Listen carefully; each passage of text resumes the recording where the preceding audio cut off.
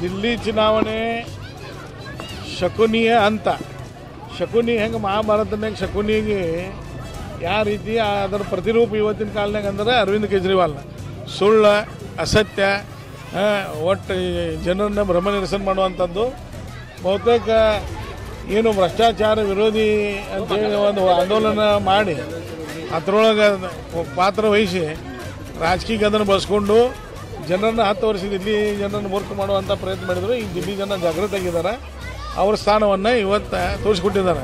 ಹೀಗಾಗಿ ಇನ್ನೇ ಕೆಲವೇ ದಿನಗಳಲ್ಲಿ ಪಂಜಾಬದನ್ನು ಆಂತರಿಕ ಏನು ಅಲ್ಲಿ ಗುದ್ದಾಟ ನಡೆದದ. ಹೀಗಾಗಿ ಪಂಜಾಬ್ನಾಗಿಂದ ಆಪ್ ಸರ್ಕಾರ ಬೀಳ್ತದೆ.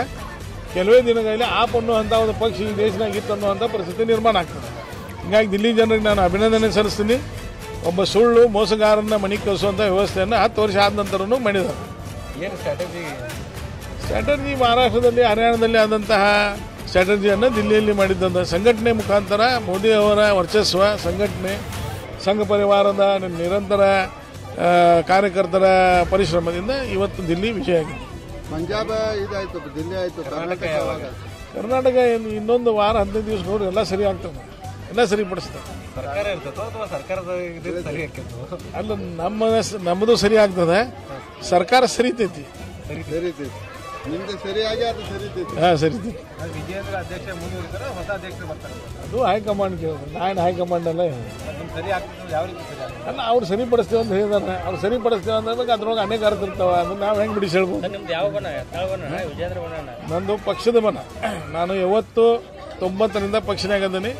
ಪಕ್ಷದ ನಾಯಕದ ಹೈಕಮಾಂಡ್ ಏನು ಹೇಳ್ತದೆ ಅದನ್ನು ನಾನು ಕೇಳ್ಕೊತ ಬಂದಿದ್ದೀನಿ. ಯಾಕೆ ಈ ಮಟ್ಟಿನ ಶಿಸ್ತಿನ ಪಕ್ಷ ಅಂತೀರಿ? ಯಾಕೋ ಕರ್ನಾಟಕದಲ್ಲಿ ಇಲ್ಲ, ಈಗ ದಿಲ್ಲಿ ಚುನಾವಣೆ ಆಗಿದ್ದ ಈಗ ಸರಿಪಡಿಸ್ತಾರೆ. ಎಲ್ಲಿ ಬೇಕಾದ್ರೆ ಒಬ್ಬೊಬ್ಬರಿಗೆ ಅಲ್ಲ ನೋಡ್ರಿ, ದಿಲ್ಲಿ ಒಳಗೆ ಕೊಟ್ಟಂತಹ ಸ್ಕೀಮ್ಗಳು ಬಹುತೇಕ ಇಡೀ ದೇಶದಾಗ ಎಲ್ಲಿ ಕೊಟ್ಟಿಲ್ಲ. ಆದರೂ ಜನ ಅವ್ರು ತಿರಸ್ಕಾರ ಮಾಡಿದ್ದಾರೆ ಅಂದಬೇಕು. ನೀವು ತಿಳ್ಕೊಂಬಿಡ್ರಿ, ಮೋದಿ ಅವರ ಪ್ರಭಾವ ಸಂಘಟನೆ ಶಕ್ತಿ ಎಟ್ಟೈತೆ ಅನ್ನೋದು. ದಿಲ್ಲಿ ಚುನಾವಣೆ ಭಾರತ ಸರ್ಕಾರದ ಕ್ಯಾಪಿಟಲ್ ಸಿಟಿ. ನಾನು ಕೂಡ ಒಂದು ಕಾನ್ಸ್ಟಿಟ್ಯೂನ್ಸಿಗೆ ಹಾಕಿದ್ರು. ಆ ಜೀವನದಲ್ಲೇ ನಮ್ಮ ಬಳಿ ಗೆದ್ದಿರಲ್ಲ, ಈ ಸರಿ ಗೆದ್ಕೊಬಿಡ್ತು. ಅದು ನಾಗಲೋಯಿ ಅಂತ ಅಂದ್ಬಿಟ್ಟು, ನಾಗಲೋಯಿ ಜಾಟ್ಸ್ ಮಂಡಲ್ ಅಂತ, ನಾಗಲೋಯಿ ಮನೋಜ್ ಅಂತ ಅಂದ್ಬಿಟ್ಟು. ಕಾಲ್ಗುಣ ಅಲ್ಲಪ್ಪೋ. ನಾನು ಎಲ್ಲರೂ ಫಂಕ್ಷನ್ ಮಾಡಿದ್ರು, ನಾನು ಪೂರ್ತಿ ಭಾಷೆ ಬರೋಲ್ದಲ್ಲ, ಅಲ್ಲಲ್ಲೇ 100-200 ಜನ ಸೇರಿಸ್ಕೊಡೋದು, ನನ್ನದೇ ಆದಂಥ ಹಿಂದಿಯಲ್ಲಿ ಮಾತಾಡೋದು, ನಗ್ಸೋದು, ಮಾಡೋದು, ಮಟ್ಟೋದು ಮಾಡಿ ಒಂದು ದಿನಕ್ಕೆ 8-10 ಗಂಟೆ ದುಡಿದೋದಕ್ಕೆ ಒಂದು ಅನ್ನಿಸ್ತದೆ.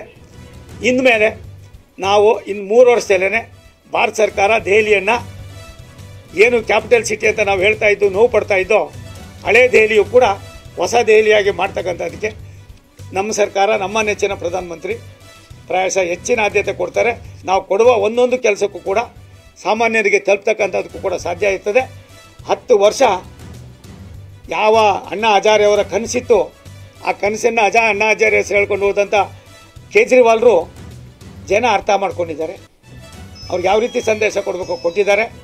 ಈ ಗೆಲುವಿಗೆ ಭಾಜಪ ಗೆಲುವಿಗೆ ದೆಹಲಿಯ ಮತದಾರರು, ನಮ್ಮೆಲ್ಲರ ನೆಚ್ಚಿನ ಪ್ರಧಾನಮಂತ್ರಿ ನರೇಂದ್ರ ಮೋದಿಯವರ ಕಾರ್ಯವೈಖರಿ, ಅವರ ದೂರದೃಷ್ಟಿ ಚಿಂತನೆ, ಎಲ್ಲ ವರ್ಗದವರಿಗೆ ಸಮಾನತೆಯನ್ನು ಕೊಡಬೇಕು, ದೇಶದ ರಾಜಧಾನಿ ಮೇಲ್ಪಂಕ್ತಿಯಲ್ಲಿ ಇರಬೇಕು ಅಂತ ತೋರಿಸ್ತಕ್ಕಂಥದ್ದಕ್ಕೆ ಇವತ್ತು ಕಾಲ ಕೂಡ ಬಂದಿದೆ. ಅದಕ್ಕೆ ನಾನು ಆ ಜನರಿಗೆ ಇವತ್ತು ಅಭಿನಂದನೆ ಸಲ್ಲಿಸ್ತೀನಿ.